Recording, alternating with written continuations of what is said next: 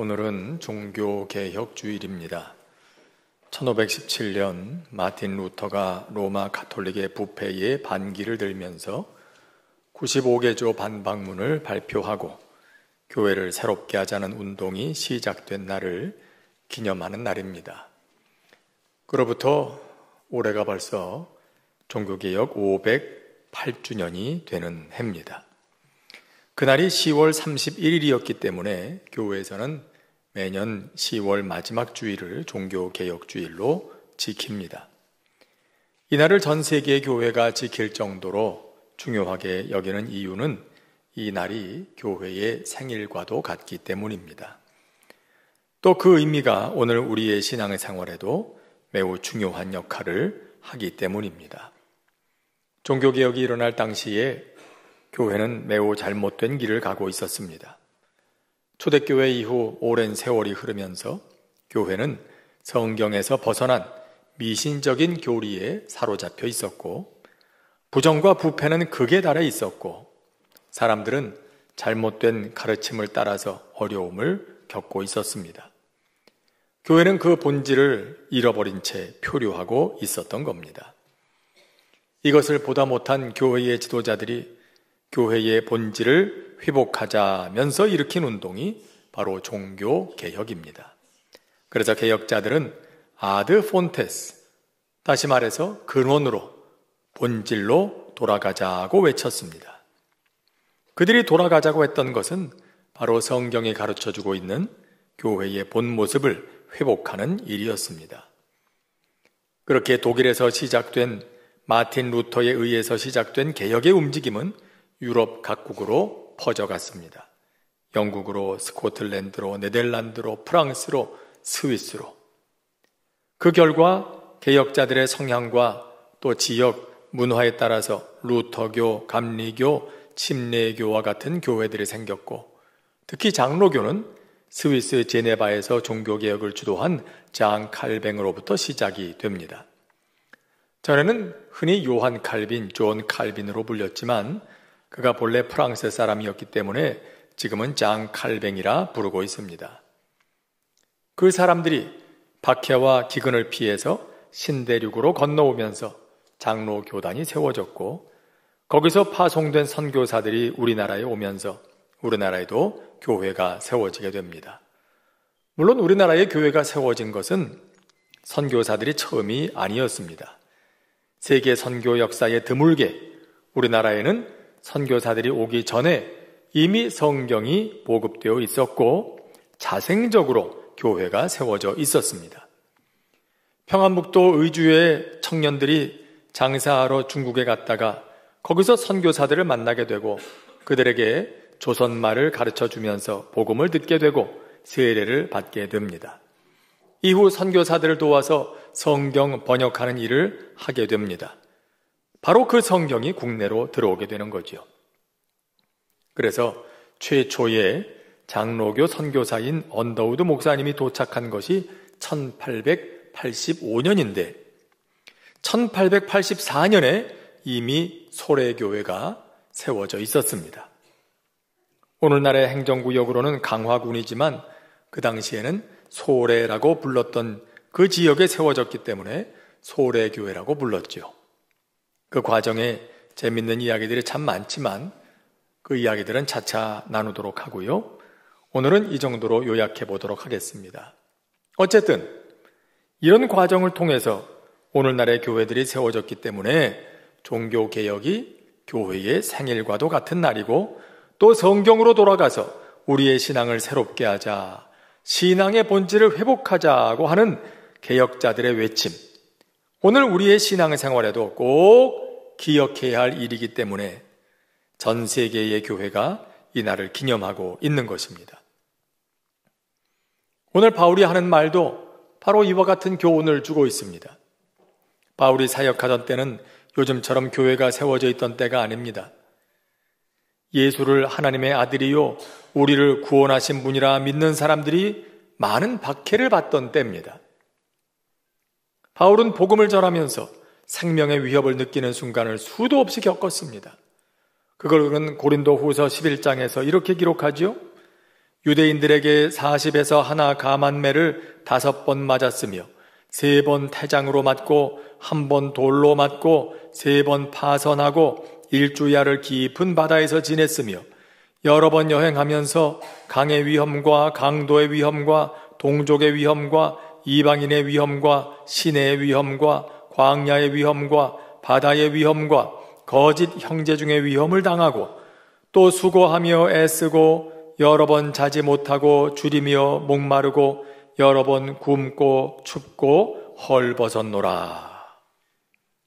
이 말씀에 보면 그가 유대인들에게 40에 하나 감한매를 3번이나 5번이나 맞았다, 그렇게 말하고 있습니다. 40에 하나 감한매 39대씩을 맞았다는 얘기입니다.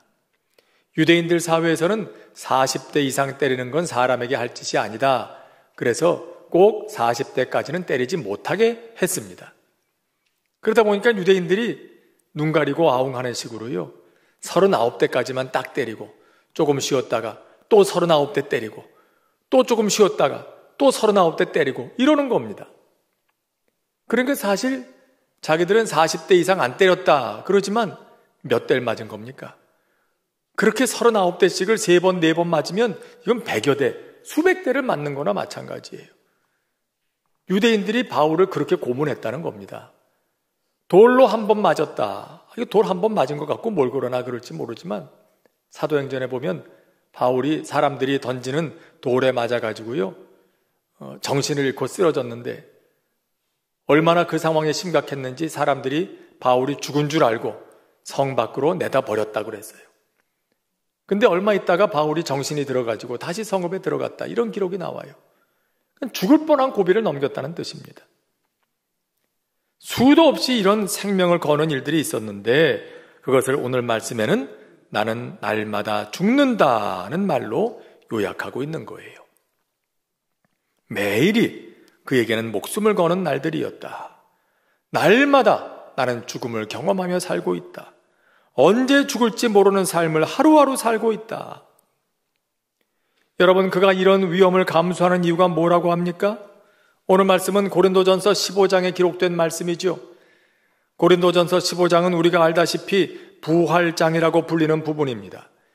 예수님의 부활에 대해서 설명하는 그런 부분이죠. 거기서 하는 말입니다.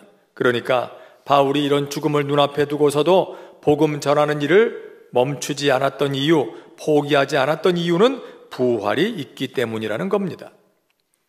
그가 말하는 부활은 다음에 2가지 사건을 포함하고 있습니다. 먼저는 예수님의 부활입니다. 십자가에서 죽으신 예수님께서 사흘 만에 다시 살아나신 일이 확실한 사실이기 때문에, 팩트이기 때문에 그것에 목숨을 건다는 겁니다. 부활이 거짓이라면 그 거짓말에 목숨을 거는 바울, 분명 정신 나간 사람, 미친 사람이 틀림없겠지요. 그런데 그게 사실이기 때문에 그걸 전하는 일에 목숨을 걸겠다는 겁니다. 또 하나는 예수님께서 다시 오실 때 있게 될 부활 사건 때문입니다. 그렇게 복음을 위해 목숨 걸었던 일이 그것으로 끝이라면 참으로 허망한 일이 아닐 수 없습니다. 그런데 부활의 날이 있습니다. 주님 다시 오시는 날 주님과 같은 신령한 몸으로 변화되어서 영생에 참여하게 될 겁니다. 주를 위하여 헌신한 사람들에게 하나님께서 하늘의 상급으로 갚아주실 것입니다. 바로 그 날이 있기 때문에, 부활의 날이 있기 때문에 바울은 오늘도 복음을 위해서 날마다 죽음 앞에 서 있는 것 같은 삶을 마다하지 않고 있다는 겁니다. 하지만 그가 이렇게 말하는 건 여기서 끝이 아닙니다. 여기에는 더 깊은 의미가 있습니다. 그가 말하는 부활은 과거 예수님의 부활, 그리고 미래에 예수님 다시 오실 때 있게 될 그 부활만이 아닙니다. 오늘도 우리 안에서 부활의 능력으로 역사하시는 성령님의 역사입니다. 죄에 대하여 죽고 하나님을 향하여 다시 사는 오늘의 부활을 말합니다. 그는 이렇게 매일 죄에 대하여 죽고 하나님을 향하여 다시 사는 삶을 계속하고 있다는 말이죠. 날마다 그를 새롭게 하시는 부활의 능력 안에서 살고 있다.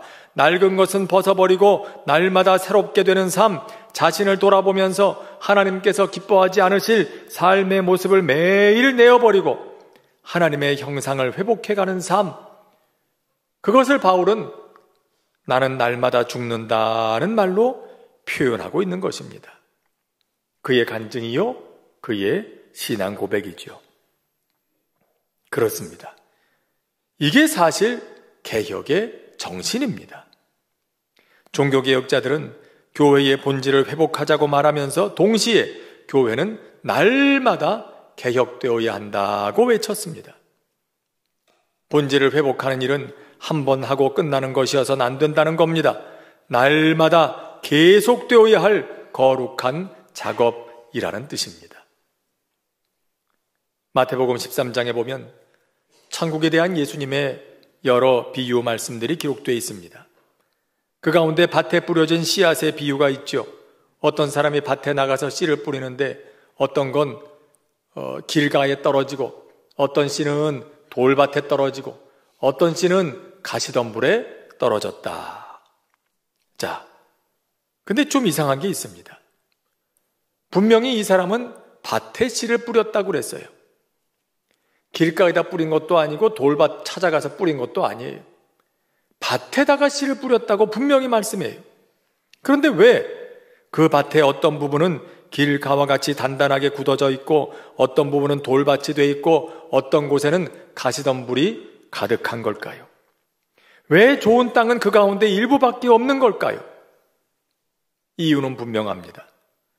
사람이 그곳을 돌보지 않았던 겁니다. 자, 밭을 돌보려면 밭 전체를 구석구석 다 돌봐야 하겠는데 이런저런 이유로 일부는 돌보고 나머지는 내버려 두었던 거지요. 그러니까 사람들이 오래 밟고 다니는 동안에 어느새 밭이 단단하게 굳어서 길가와 같이 돼버렸고 돌이 수북하게 쌓여서 돌밭이 돼버렸고 가시덤불이 가득하게 되어버린 거지요. 그래서 씨는 뿌려지고 있는데 그 씨가 자랄 수가 없는 거예요. 열매를 맺지 못하는 겁니다. 밭을 돌보다가 단단하게 굳었던 땅이 보이면 빨리 갈아엎어야 하지 않습니까? 돌이 많이 쌓여 있다면 그 돌을 빨리 치워야 하지 않겠습니까? 가시덤불이 수북하게 자랐으면 빨리 뽑아버려야 하지 않습니까? 그런데 그렇게 하지 않은 거예요. 바빠서, 게을러서, 귀찮아서 손이 닿는 데만 대충 한 거죠. 그래서 밭이 그 모양이 되고 만 거예요. 예수님께서는 이 밭이 곧 우리의 마음이라고, 하나님의 말씀을 받아들이는 우리의 마음이라고 하십니다. 우리도 우리 자신을 부지런히 돌아보지 못하고 그대로 방치해두면 어느새 길가, 돌밭, 가시덤불이 가득한 그런 밭이 되고 마는 거예요. 여러분 휴대전화로 사진 많이 찍으시죠? 그런데 무한정 저장할 수 있습니까?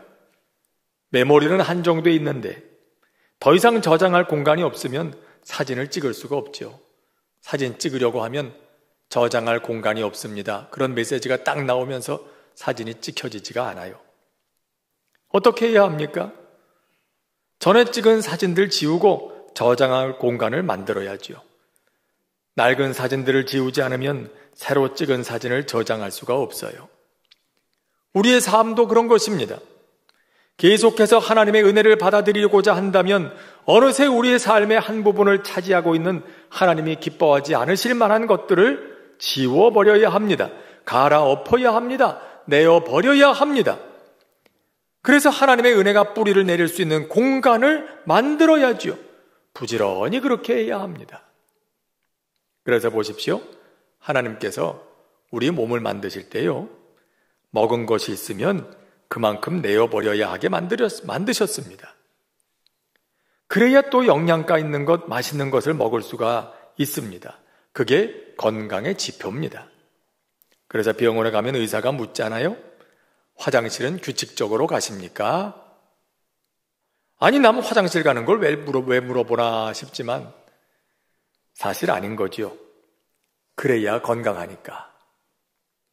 규칙적으로 비워내야 좋은 걸 받아들일 수가 있게 되는 겁니다. 그런데 그걸 버리지 못해서 몸에 계속 쌓이면 어떻게 됩니까? 그러면 몸에 독소가 쌓이는 거예요. 그게 병이 되는 거죠. 그와 같이 우리 삶에도 부지런히 규칙적으로 우리 삶을 돌아보고 내어버려야 할 것들을 정리하는 작업이 필요합니다. 부지런히 밭을 돌아보아야 됩니다. 혹시 단단하게 굳은 곳은 없는지, 쓸데없는 것들이 쌓여서 돌무더기가 되지는 않았는지, 가시덤불이 자라지는 않았는지, 내 생각, 내 경험이 고집이 되어서 성령님의 감동하심을 거부하고 있지는 않은지, 그런 것들이 돌처럼 잔뜩 쌓여 있는 곳은 없는지, 좋지 않은 생각과 감정들, 미움, 상처와 같은 것들이 어느새 가시덤불처럼 쓴 뿌리가 되어서 밭을 거칠게 만들고 있는 건 아닌지. 자, 그런데 이렇게 자신을 돌아볼 때 뭘 버려야 하는지, 어떻게 해야 하는지 그 기준이 필요합니다. 휴대전화에 사진을 지울 때도 우선순위, 기준이 필요하지 않습니까? 여러분, 그 사진들 지울 때 어떤 사진들을 지우십니까? 너무 오래된 사진들, 그런 건 지워버리기도 하고요. 찍은 지 1년이 넘었는데 한 번도 들여다보지 않았다. 그러면 이건 오래 가지고 있을 가치가 없는 사진이구나. 지워버리기도 하고요. 때로는 잠깐 잊어버릴까 봐 기억하기 위해서 찍어 놓았던 것들. 예를 들면 주차하면서 어디다가 주차했나 잊어버리지 않기 위해서 기둥 찍어 놓고 그러잖아요. 그런 건 뭐하러 오래 갖고 있겠어요? 그런 건 지워버려야죠. 혹은 옛날 사진들 이미 다른 데다가 옮겨놨어요. 그런데 옮겨놓은 이후에도 여전히 휴대전화에 남아있는 것들, 그건 뭐하러 이중으로 가지고 있겠어요? 이런 것들은 내가 지워버려야 되겠다. 그런 기준을 나름대로 세워놓지 않습니까? 그처럼 우리 자신을 돌아볼 때도 기준이 필요해요. 그게 바로 하나님의 말씀이죠. 하나님의 말씀을 기준으로 삼아서 어떤 것들을 버려야 하는지, 어떤 것들을 갈아엎어야 하는지, 어떤 것이 버려져야 할 돌멩이인지, 뽑아 버려야 할 가시덤불인지 그걸 알게 되는 것입니다. 유다에 요시야라는 왕이 있었어요. 모처럼 성전을 정리하면서 율법책을 발견합니다. 히스기야가 그의 증조 할아버지지요. 그가 왕으로 있을 때 이후에 자그마치 60년이 지난 때였어요. 그 60년 동안 하나님의 말씀은 잊혀졌습니다. 거기에 율법책이 있다는 것도 아무도 몰랐어요. 다 까맣게 잊었어요. 그러다가 60년 만에 성전을 정리하다 보니까 거기서 율법책이 나온 거예요. 자, 그 책을 오랜만에 읽어보니까 어때요? 큰일 났어요. 그들이 회개해야 할 일이 산더미예요.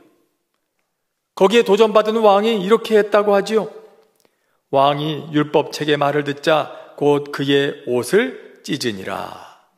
당시 사람들은 큰 슬픔이나 비통함을 표현할 때 옷을 찢는 행동을 했습니다.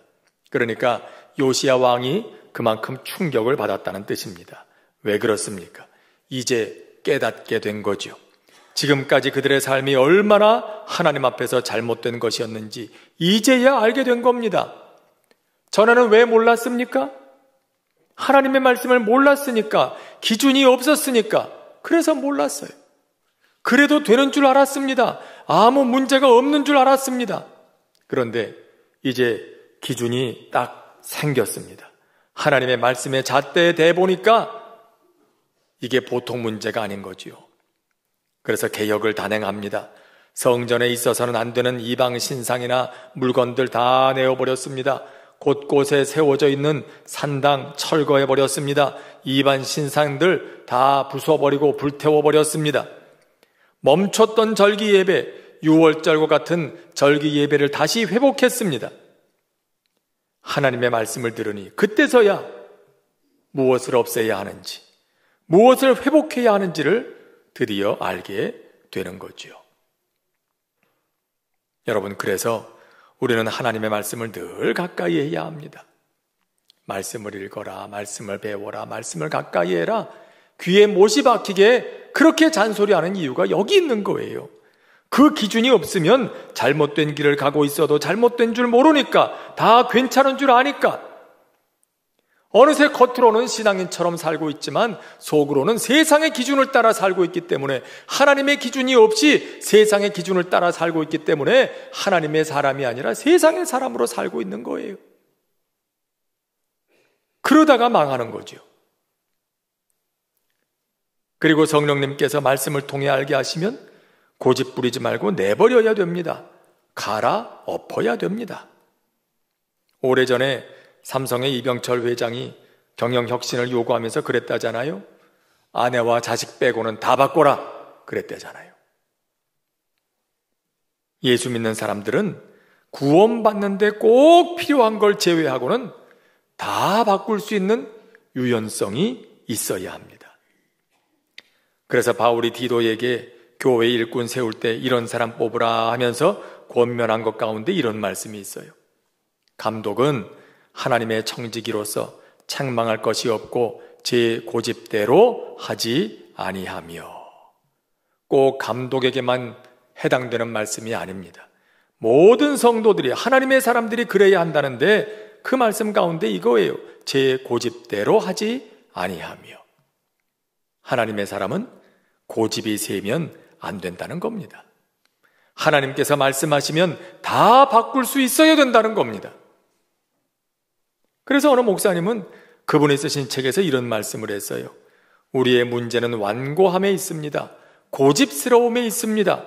죽은 것, 죽어가는 것은 딱딱합니다.